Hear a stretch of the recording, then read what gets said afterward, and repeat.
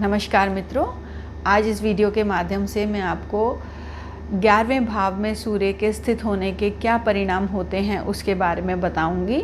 तो वीडियो शुरू करने से पहले हम ये जान लें कि 11वां भाव होता किन चीज़ों के लिए है। देखिए, यह हमारा आय का भाव है।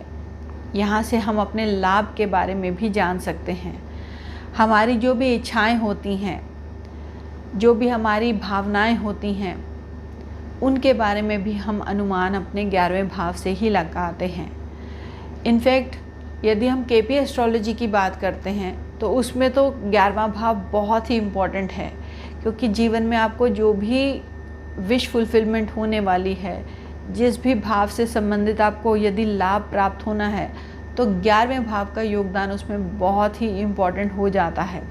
तो हम केपी तक ना जाते हुए यदि केवल वैदिक एस्ट्रोलॉजी की भी बात करें तो 11वां भाव हमारे जीवन में हमारी इच्छाओं की पूर्ति कराता है, हमारे जीवन में हमें लाभ दिलाता है। 11वें भाव का यदि संबंध हमारे 10वें भाव के साथ बन जाए तो जीवन में इंसान बहुत उन्नति करता है। यदि 11वें भाव का स्वामी जिस भी भाव में बैठे, हमें उस भाव से संबंधित बहुत ज़्यादा लाभ होता है। उसी प्रकार से जो भी ग्रह 11वें भाव में बैठ जाए, उस ग्रह संबंधित भी चीज़ों में हमें लाभ होता है, चाहे वह ग्रह एक अशुभ ग्रह ही क्यों ना हो। उसी प्रकार से शुभ ग्रह भी 11वें भाव में हमें काफ़ी लाभ देते हैं। अब ये जो लाभ होते हैं, यह इन ग्रहों के कारक संबंधित भी हो सकते हैं और इन ग्रहों के भाव संबंधित भी लाभ हो सकते हैं। तो आइए हम जान लें कि सूर्य किन चीज़ों का कारक है।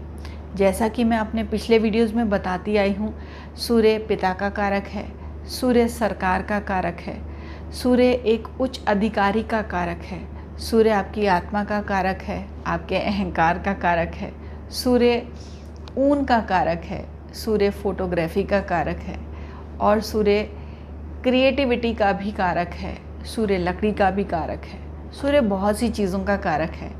तो जब सूर्य, जो कि एक नैसर्गिक तौर पर शुभ ग्रह है, पर क्योंकि यह एक गर्म प्लैनेट है, एक दूरी कॉज करने वाला प्लैनेट है, तो इसे हम अशुभ ग्रह की ही श्रेणी में रखेंगे। तो यदि सूर्य हमारे 11वें भाव में स्थित होता है तो यह हमारे स्टेमिना के लिए बहुत अच्छा है, क्योंकि जो भी अशुभ ग्रह होते हैं, यदि वह 3, 6, 11 में बैठ जाएं तो हमें एक अच्छी सेहत प्रदान करते हैं, हमारी इम्यूनिटी को, हमारी अंदरूनी शक्ति को बढ़ा देते हैं। तो यह हमें सूर्य 11वें भाव में एक अच्छी सेहत तो देता ही है। अब 11वां भाव क्योंकि आपके मित्रों का भी है, आपके बड़े भाई बहन का भी होता है, तो जिन लोगों के सूर्य 11वें भाव में होता है, या तो वह अपने परिवार में सबसे बड़े भाई बहन होते हैं, या फिर उनका जो भी बड़ा भाई बहन होगा वह एक उच्च अधिकारी हो सकता है, वह काफ़ी पावरफुल हो सकता है, सेल्फ मेड हो सकता है और वह काफ़ी रोबदार भी हो सकता है, क्योंकि सूर्य के सारे गुण उनके बड़े भाई बहन में आ जाएंगे। या फिर वह खुद ही अपने परिवार के सबसे बड़े हो सकते हैं, क्योंकि अशुभ ग्रह जो होते हैं जिस भाव में बैठते हैं उस भाव से संबंधित सुख में कमी कर देते हैं।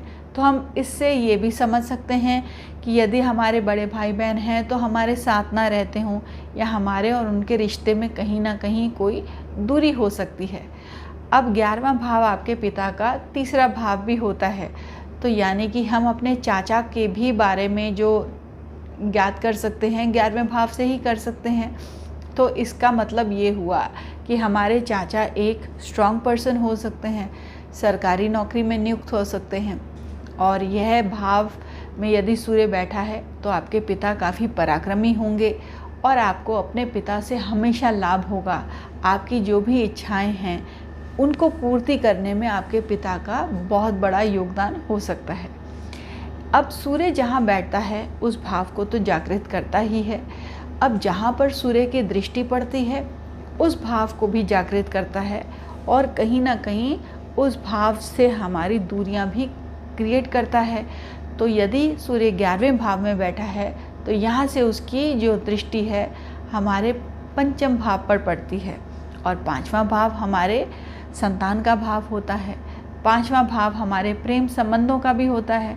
तो यदि सूर्य यहाँ पर देख रहा है, दृष्टि दे रहा है, तो ऐसा लाजमी हो सकता है कि हमारी संतान या तो कुछ देर से जन्म ले, या फिर हमारी एक ही संतान हो, या फिर हमारे और हमारी संतान के बीच में कहीं ना कहीं थोड़ी दूरी हो सकती है, हमारे साथ ना रहती हो हमारी संतान।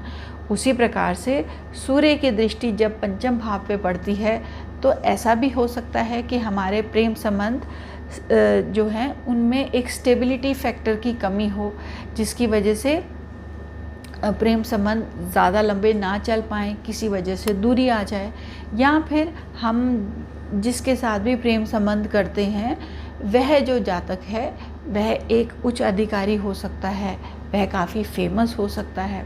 अब पंचम भाव आपकी बुद्धि का भी स्थान है और आपके स्कॉलरशिप्स भी वहाँ से हम देखते हैं।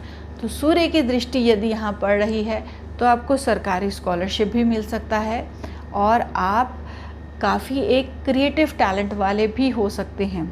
अब ऐसे लोग लार्ज ऑर्गेनाइजेशन, जो बड़ी बड़ी ऑर्गेनाइजेशंस हैं, बहुत बड़े बड़े ग्रुप ऑफ पीपल हैं, उनको भी आसानी से संबोधित कर सकते हैं, क्योंकि सूर्य जो है आपको वैसा एक कॉन्फिडेंस देता है।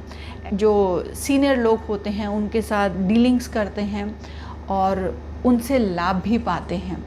ऐसे लोग हमेशा अपने बॉसेस से लाभ पाते हैं और बॉसेस के फेवरेट रहते हैं। तो सूर्य यहाँ बैठ के आपको काफ़ी एक स्ट्रॉन्ग सुपीरियर फ्रेंड्स भी देता है, क्योंकि यहाँ से आपके सोशल सर्कल भी देखा जाता है। तो आपके जो भी फ्रेंड्स होंगे वह काफ़ी स्ट्रॉन्ग पावरफुल होंगे और आप अपने मित्र बनाने में काफ़ी चूज़ी होंगे। आप हर किसी से आसानी से दोस्ती नहीं करेंगे और आप काफ़ी सोच समझ के अपने मित्र बनाएंगे। तो मित्रों, ये थी कुछ बातें सूर्य के 11वें भाव में स्थित होने की। आशा करती हूँ आपको ये वीडियो अच्छा लगा होगा, तो लाइक करके प्रोत्साहित कीजिए। बहुत जल्दी आपको सूर्य के 12वें भाव में स्थित होने के क्या परिणाम होते हैं उसके साथ मिलूँगी। सुनने के लिए धन्यवाद।